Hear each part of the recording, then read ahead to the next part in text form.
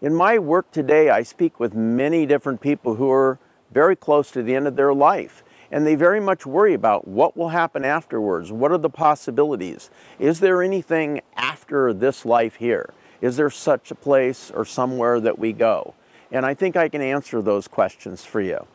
So when I was 15 years old, I took off one day on my motorcycle to go to my girlfriend's house. And a woman who was driving 60 miles an hour and had been drinking went through a stop sign and she hit me broadside, and I was pronounced dead.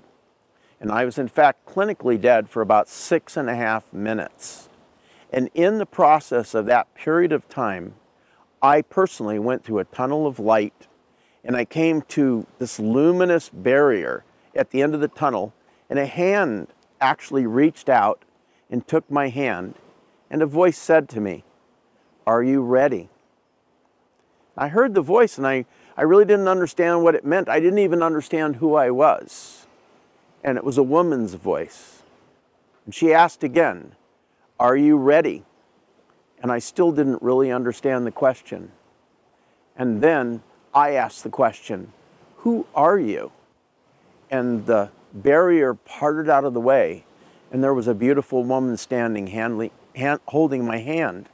And she said, "I'm God." And at least for me in that experience, I experienced that she really was God. And at that moment, I realized what she was asking me is, was I ready to give up? Was I ready to die? Was I going to come with her to go to heaven or wherever it was that one gets led in that process? And I told her, no, I wasn't ready to die. I didn't want to go. And she told me there would be pain. And I said I didn't care. And she let go of my hand, and I fell. And I fell and fell and fell through an infinite tunnel until I heard a voice say, "We've got him back." And when I woke up, they had just put a needle in my heart, and it brought me back. Out of that experience, I learned a whole series of things I didn't know. I was only 15 years old. But the first thing that I learned is that I had a choice. I reached this place. And I can't say that everyone has a choice. I can only speak about my own experience. But I was able to decide whether I was ready or not. I think that's an important thing for people to know. And also, I didn't jump through any hoops to be able to go. At least for me. I didn't make special promises. I didn't meet many of the, quote, requirements that I believed that I had to. I just was simply offered the opportunity to go, and I chose to stay.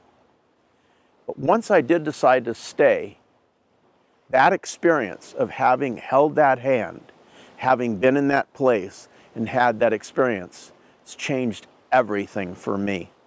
My entire life is lived every day recognizing that at any other time I might have the opportunity to have that choice again. And so I don't want to miss anything. I want to experience everything. And the end result of that has been an incredible life for me. I've journeyed all over the world. I've been involved in projects all over everywhere. I've won awards. I've done speeches all over the world to millions of people and things like that. But in the end, just touching base in that very special moment, that small barrier that is between us and that which is beyond, was profound, and it's an experience that people should know.